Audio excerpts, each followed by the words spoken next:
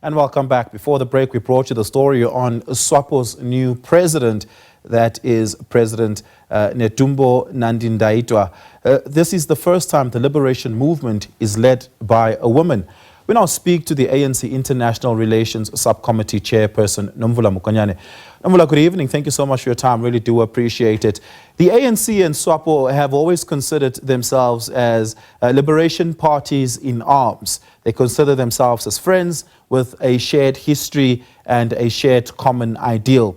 But the ANC, a much older liberation movement, have not yet had a woman president in the way that SWAPO now has. I imagine that this is a big celebration for women in the ANC as well, seeing that, that the light, or at least that there's some level of leadership towards the inclusion of women right at the top.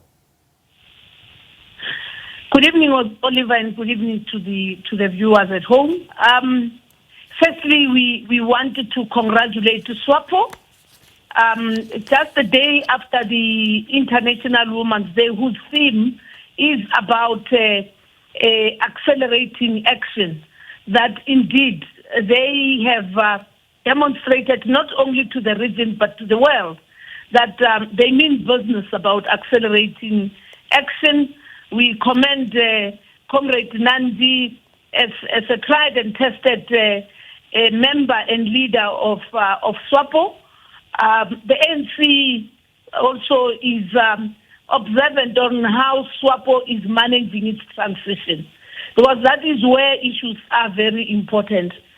As to why has she been elected, it's again because of organizational discipline, organizational culture, and due processes within the organization. We need to learn as the African National Congress and many others on how to best manage internal organizational process. The very fact that SWAPO went to the polls with her as the candidate for the Namibian government, and SWAPO came back again without any hassle, although they've been subjected to legal processes. They remained united and supporting of Comrade Nandi. We take leave, and we do believe that that is one thing that the ANC, given our historic bond between SWAPO and the ANC, we needed to learn and even affirm that it must not be seen as something that has been awarded to her, but it is something that shows that women are revolutionaries themselves, as well as that women are active members of the organization, and through the management of issues of leadership, women also have a right to vote and also be voted. We wish her well, and we wish SWAPO much more strength as we are also on our quest to renewal. Liberation movements across the continent, particularly in Southern Africa, are under attack. They're losing favorability with the people, including SWAPO, that had a lower return on the vote than their previous election. The ANC, of course, also suffered some electoral setbacks. Some may even say an electoral defeat. The inclusion of a woman leader now is an important signal for a party political transformation internally.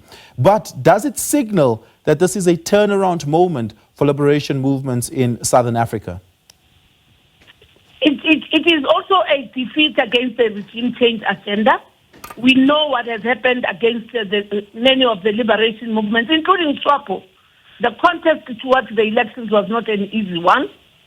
And also the dynamics in the organization, the important thing is that the party itself was able to manage its internal dynamics, and hence the smooth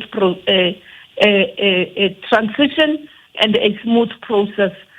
Thirdly, it's not about the trust on the liberation movements, but it is also about how liberation movements have to continue to be relevant to the electorate and the people of their respective countries.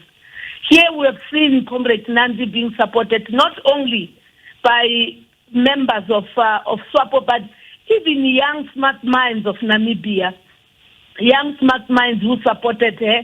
And many of the volunteers in the campaign were young people who came out also to endorse the mandate of the party, as well as the commitment made by Comrade Nandi.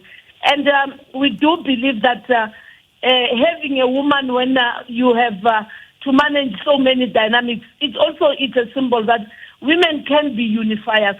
And the strength of SWAPO is that you've got a collective of strong women, a Secretary General, Comrade Sophia, who's very powerful, a head of international relations there in the party, also who's very powerful, and many of their structures being led by women. It's a challenge to the ANC. Yeah, we're going to have to leave it there. Thank you so much for your time. Really do appreciate it. Nomvula Mokonyane is the ANC's International Relations Subcommittee Chairperson.